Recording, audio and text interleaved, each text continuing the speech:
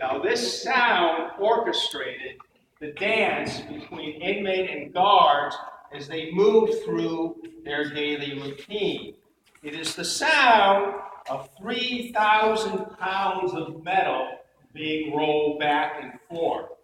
It is also, if you think about it, the voice of the prison authority.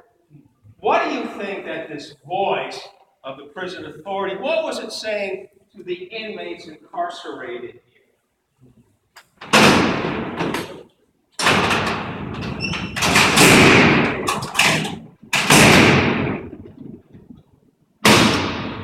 Abandon all hope?